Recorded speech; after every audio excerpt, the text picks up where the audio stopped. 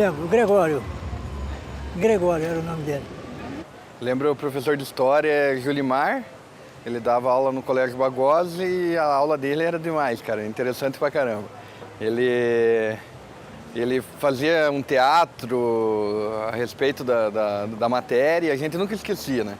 O que ele passava, assim, não precisava nem estudar depois, que a gente acabava lembrando. Tinha musiquinha para lembrar o que aconteceu, então era bem interessante.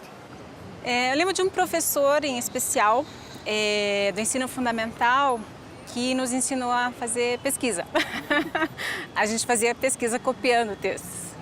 E ele nos ensinou um método de fazer pesquisa sem fazer somente uma cópia, né? Mas incorporar coisas ao nosso discurso sem que isso fosse uma repetição do discurso do outro. As aulas eram realmente bem interessantes, porque o Gregório era um indivíduo deixava os alunos bem à vontade, né? Ele não só fazia perguntas, como fazia colocações, como nos incitava a fazer perguntas também, né? Muito inteligente ele. Ele era genial, você conversava com ele sabia bastante, você podia pedir ajuda a qualquer momento.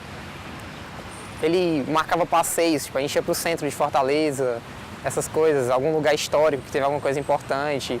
Ele sempre brincava nas aulas de história, era divertido, era muito divertido. Eu lembro da música que o professor ensinou, quem tem boca vai a Roma, diz o ditado mais escravo, plebeu pobre, tá ferrado.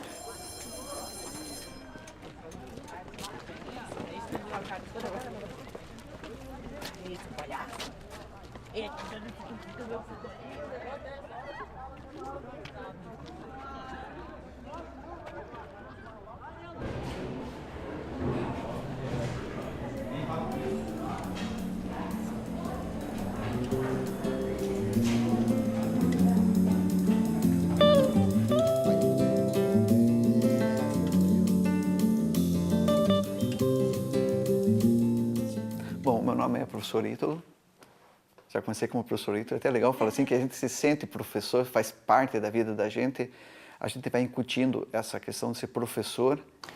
Meu nome é Sônia Briche, sou professora do Colégio Bento Munhoz da Rocha Neto, leciono desde 1990, fiz a minha faculdade na Faculdade de Estudos Sociais Espírita, e escolhi, história porque eu gosto muito, e o que me incentivou a isso foi uma professora que eu tive no ensino médio.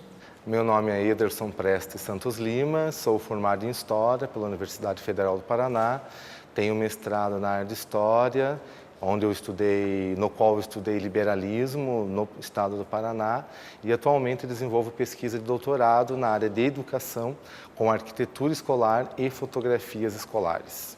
Atualmente trabalho profissionalmente no Instituto Federal do Paraná com alunos de ensino médio e ensino profissionalizante. Minha opção pelo curso de História, ela está muito ligada ao passado da militância que eu tive dentro da igreja. E o curso de História era fundamental na época, porque para você construir uma nova sociedade e transformar, você precisa ter noção daquilo que existe, daquilo que existiu antes da formação, para entender o processo que levou a gente a uma ditadura militar. E naquele momento as leituras deu uma ideia muito grande, uma bagagem muito grande. E quando eu olhei para o curso de História, foi tiro e queda, me apaixonei. Tendo como primeiro momento a descoberta da sala de aula como local onde eu me realizava como cidadão, como professor, a segunda questão era, eu gosto de ser professor, mas gosto de lecionar o quê? Então eu fui resgatar as minhas aulas de ensino médio e ensino fundamental. E aí durante alguns anos eu fiquei na dúvida entre História e Geografia. Então eu acredito a importância do ensino fundamental e médio, porque no momento da minha decisão profissional eu fui buscar lá nos meus 12, 13 anos, 14 anos de idade, quais as disciplinas que eu tinha afinidade. E aí a História despontou como a disciplina realmente que me chamava a atenção nos bancos escolares.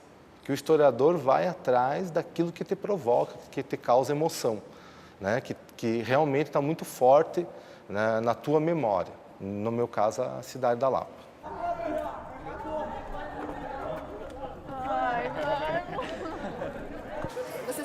professora? Não. É porque acho que é muita pressão em cima do... Por causa de muitos alunos, assim, tem, sei lá, eu vejo dentro do colégio tem muita falta de respeito, assim. Ah, não. Ah, eu acho que, sei lá, sofre demais, mano. Eu seria. Não, não seria. A falta de respeito que os alunos têm com os professores e as dificuldades que eles têm hoje em dia na sala de aula, tudo é bem difícil. Acho que não seria uma profissão que eu seguiria. Ah, porque eu acho importante a educação, o ensino das crianças e também dos adolescentes. Isso é muito importante hoje em dia na sociedade e estudo em primeiro lugar, para tudo na vida. Olha, eu acho que não, por causa que é um trabalho meio duro, os alunos não respeitam os professores, eles criticam muito e é muito ruim, né? Ser professor, em primeiro lugar, é uma paixão, é um amor de profissão, ela está no sangue da gente. Eu acho que a gente nasce com certas características. E a coisa mais fundamental que existe, talvez o que para mim se tornou uma marca de ser professor de história, é em relação de que você vai fazer parte da vida daquele aluno na formação dele. Porque você está sendo, para esse aluno, tipo um mestre, ele é o discípulo. Você tem que descobrir aonde, para quem você está falando, aonde você está falando e que tipo de material esse público consegue captar. Porque senão a aula de história vai se tornar uma chatice imensa. Então, nesse caso, a gente chega na sala de aula com uma energia de transformar, de chegar para esses alunos e falar que tudo que eles aprenderam está errado, que você está trazendo novo, cheio de empolgação. E você entra numa sala de aula e você vai perceber que aquele teu discurso acadêmico, aquele linguajar que tem, para a criançada, é a mesma coisa que você está falando e eles olhando para você. O que você está falando, professor? O cara sai da universidade sabendo discutir globalização, sabendo discutir xenofobia, participando de ações sindicais, nos grupos estudantis, mas na sala de aula você tem que ensinar o Egito Antigo para as crianças. Você tem que ensinar a democracia grega.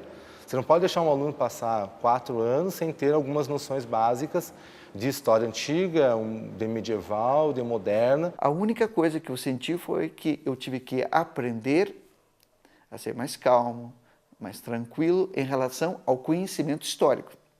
Eu não vou fazer nenhuma revolução do dia para a noite na escola, mas fazer o aluno questionar, naquele momento, foi a coisa mais importante como historiador. Na prática, tudo é outra coisa, você aprende muito mais. Então, você ir atrás da comunidade, você saber como que é a vida deles, como que eles vivem, como que os problemas que eles têm, as coisas boas e as coisas ruins.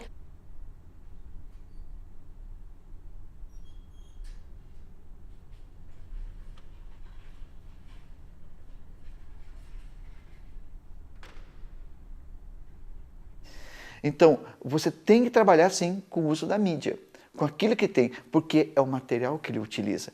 O meu aluno, ele não lê um livro, mas ele fica um grande tempo no computador. Então, esse é o recurso que eu tenho que usar com ele, a imagem. A cada tema, existe uma mídia. Vou trabalhar ditadura militar. Pô, o cinema tem N opções de trabalhar, com filmes, com pedaços de filmes, né, que você pode ilustrar, além de fotografias, além de cartazes, além de tirinhas, etc. Onde que entra a questão da mídia atual? Em primeiro lugar, o aluno, quando ele vem para a sala de aula, o que ele pensa? Que história é somente tratar de um assunto que ocorreu no passado, que acabou. Eles têm que compreender hoje que essa mídia que tem aí é muito rica. Mas como é que você faz a interpretação? Porque a história você faz em cima daquilo que você tem. Que, aliás, vamos pegar o YouTube. A riqueza que tem o YouTube hoje é na produção histórica para um aluno. Ele pode estar lendo um artigo, vendo um filme, e ele pode entrar no YouTube, ele pode entrar na internet, em sites, e fazer pesquisas por conta própria. Claro que aí tem uma questão. É perigoso sem um direcionamento do professor. Porque, de repente, o menino está lá, ele começa a entrar em sites, ele começa a ler sites neonazista e amanhã ele se torna um neonazista. Então eu acho que as aulas de história, como, né, usando um jargão, aí você pode deitar e rolar. Dificilmente uso o livro didático em sala de aula, tá? Uso textos, mas dificilmente do livro didático. O livro didático, na minha concepção, o aluno usa em casa para estudar para a prova, para as avaliações. Tá? Eu acho que a aula é um momento mágico e eu não vou gastar esse momento mágico com o livro didático. Eu vou gastar com outra coisa, que o aluno não tem em casa. Que ele saiba que ele vem para a aula e vai descobrir, puxa, como é que eu não pensei nisso antes? Como é que eu olhei esse quadro do Debré e não enxerguei isso? Aí o cara sai, ufa, essa aula de história valeu a pena. Quando você põe isso para valer, aí você, puxa, valeu a pena ser professor de história. Eu acho assim que tem grande futuro ser o professor, você poder ajudar, né? Você está ajudando a crescer a sociedade. Só que também eu acho que falta apoio, né? Incentivo, mais incentivo. Então tem muitos professores que ficam com aquela falta de incentivo, de fazer mais, procurar mais. Por quê? Porque a política, né, fala uma coisa, vamos fazer isso, vamos melhorar aquilo, e na verdade só é falado, né? Olha, em relação à questão da educação no Brasil, não existe saída se não for investimento alto. 12% do PIB. Está em lei federal, que até hoje não foi aprovado, né? Tá aprovado, não é que está aprovado, está na gaveta, porque alguém não quer tirar da gaveta para aprovar. Se não tiver recursos, não adianta nada. Sem dúvida, o Estado ele tem um papel fundamental na educação brasileira. Ele tem uma porcentagem, né, talvez aí mais de 2/3 dos estudantes brasileiros estão em escolas públicas. Mas, mesmo estando nessas escolas públicas, eu estive em escolas estaduais e federais, nós temos dificuldades. Né? E isso não é só culpa do Estado. Né? O Estado, sem dúvida alguma, ele é reflexo da sociedade que o mantém. Quer dizer, o Estado ele é produzido e é mantido até financeiramente por essa sociedade. Então, se esse Estado não consegue manter uma educação de altíssimo nível, é porque a sociedade também não faz questão disso.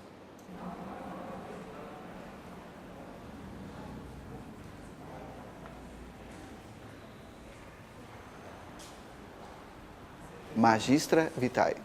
A história é mestre da vida, assim, porque ensinar é aprender sempre. Então, não deixa de ser, né? Você é um mestre sempre. Sempre está caminhando, sempre está junto. É isso mesmo. É mestre, a história é mestre da vida. A história é a mestre da vida. Por quê? Nós estamos construindo a cada momento a história. Então, ser a história a mestre da vida. Né? No meu caso, ela me ensinou muito. Muito mais do que eu esperava, inclusive. Eu entrei com uma perspectiva no meu curso de História e creio que eu ganhei muito mais do que eu esperava.